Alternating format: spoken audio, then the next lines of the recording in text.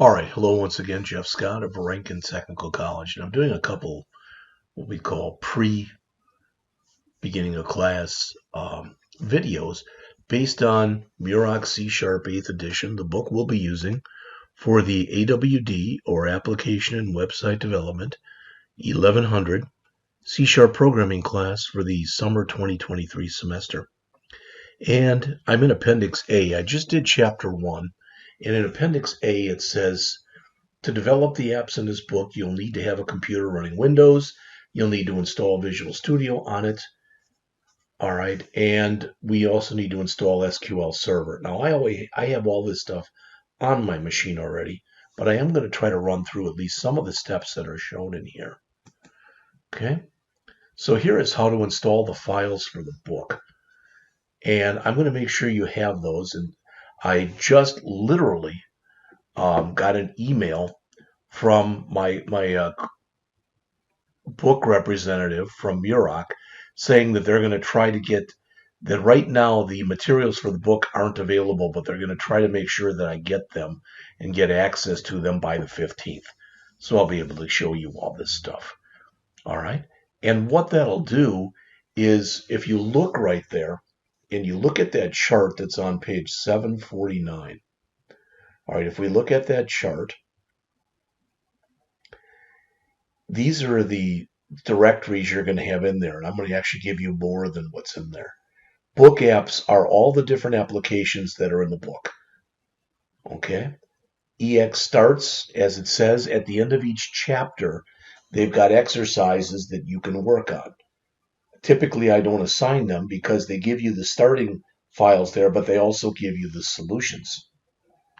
All right? And then finally, there's a database there for the stuff that's in chapters 19, 20, 21, and 22.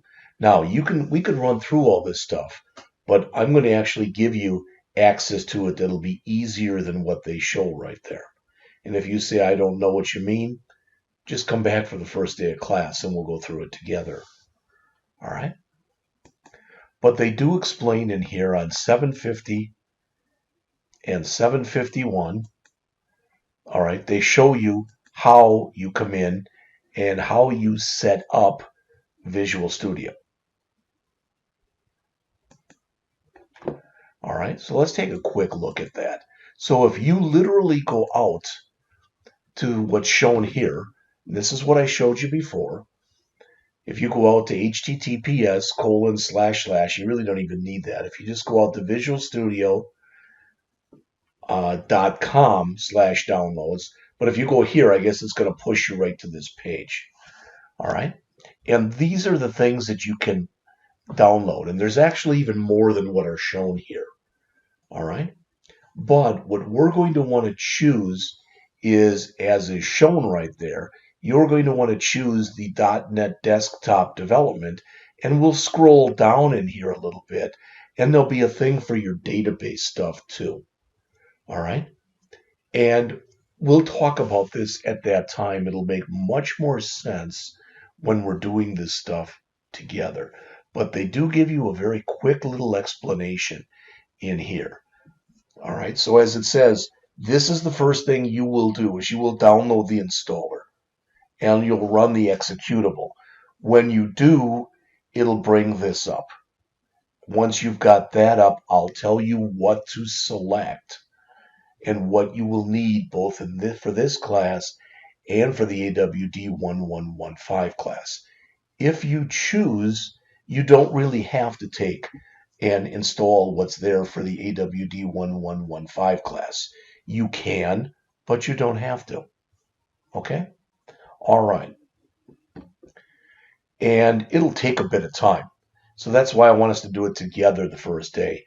And depending on your internet connection, it can take, I've seen for a few people have it take upwards of almost an hour. All right. So it says you can use the installer program to install not only Visual Studio, but a lot of other stuff. Okay. We will go over all of this as we get going on day one of class. Okay.